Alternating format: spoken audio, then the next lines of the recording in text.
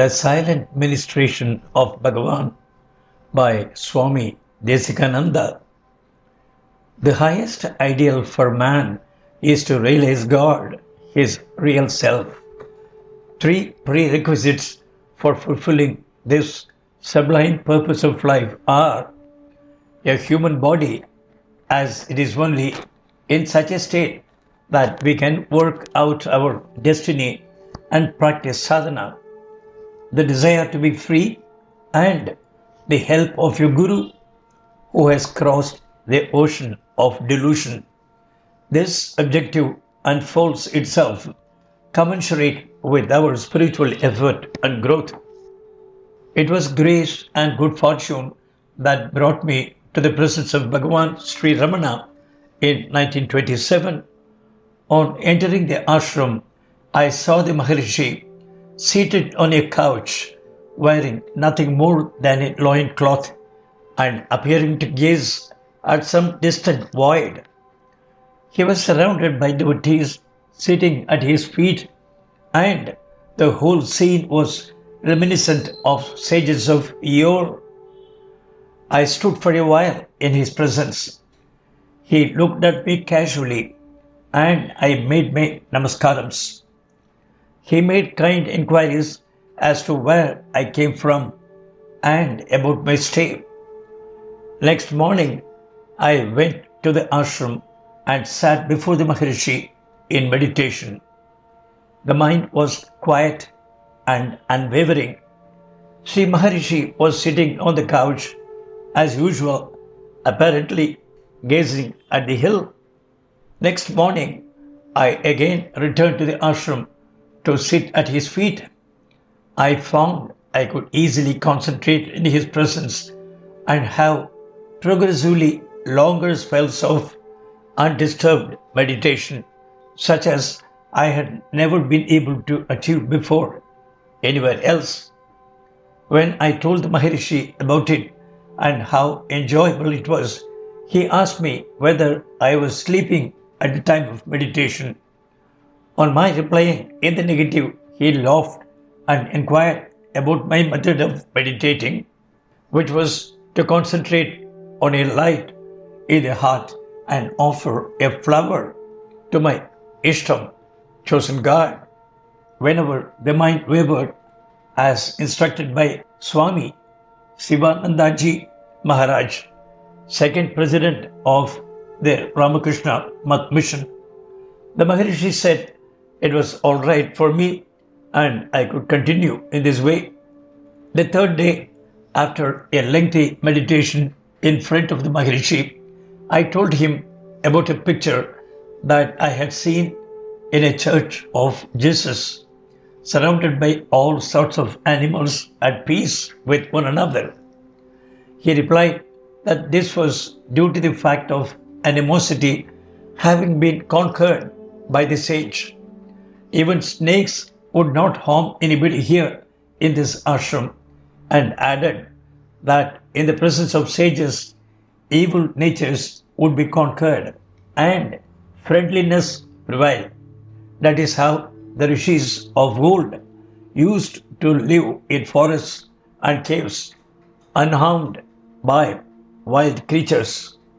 A visitor asked the Maharshi in the evening if he saw any form of God in meditation. He replied, smiling, that this self or Atman is our real nature and has no form. He quoted a verse of Shankaracharya, "You are not the body, you are not the mind, senses or buddhi, you are beyond all these, you are the Atman." When one becomes perfected in meditation, having discarded all desires and merges into self, the mind loses itself without any objectivity. The mind then is no mind. The mind losing itself in Atman is what is called Samadhi. This is the real nature of man and sublime happiness. The highest goal of man is to inquire, who am I? And realize the self. If a human being does not try to realize this, he lives in vain. This state in which he enjoys the highest peace and happiness is dearer than anything else in the world. It is in all beings in the innermost heart. Unless one realizes this state, one will have to be born and die again and again. In this real state, one goes beyond grief and sorrow. It makes a man immortal. Young as I was, I found it difficult to follow this teaching and asked for clarification when I returned to the ashram the next morning. This was the first time I addressed the Maharshi as Bhagavan. He replied that the path was indeed difficult as walking on a razor's edge, but sincere effort is sure to bring result. You, meaning me, could meditate for 2 or 3 hours, not because of this life's practice, but as a result of effort in past lives. The 5th day of my visit, I saw a young woman with a small baby seated at Bhagavan's feet, sobbing bitterly. She had recently lost her husband and was grief-stricken. Bhagavan looked at her with compassion and told her, husband, wife and children are for the body.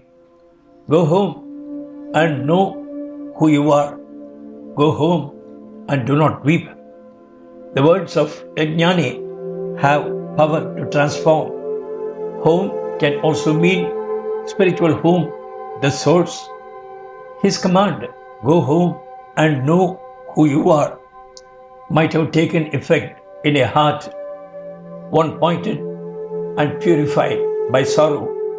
In the case of another young woman, a Chamal, heartbroken at the loss of her entire family, Bhagavan's very silence was enough to effect the transformation and lift her grief.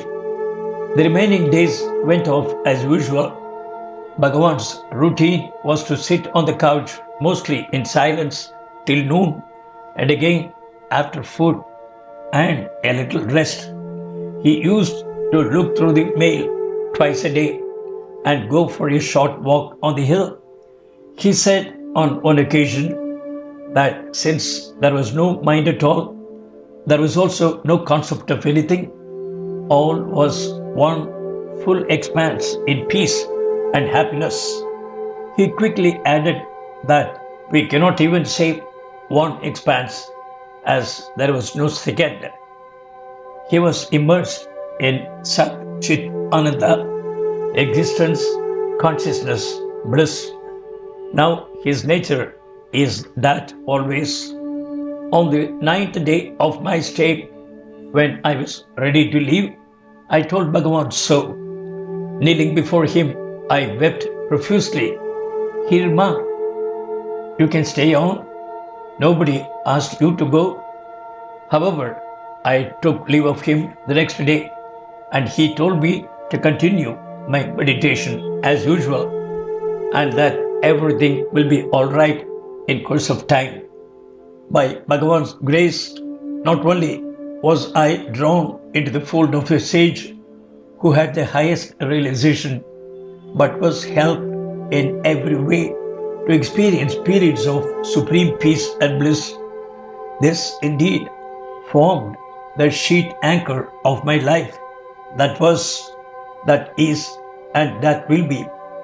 The silent ministration of Bhagavan will indeed remain an eternal spring of spiritual joy and peace. It is but appropriate that I close this account with salutations to Bhagavan Ramana, who keeps on inspiring ever-increasing numbers of seekers as time goes on. How gracious art thou, Lord Dakshinamurti, to have blessed mankind by thy ministration in human form. To Bhagavan, who is but the form of Satyam, Shivam and Sundaram, do I offer my salutations again and again. Swami Desikananda was said to have been a very gentle, saintly monk of the Ramakrishna order. Born in Angaluru, Karnataka, he served as president of the Salem Ramakrishna Math.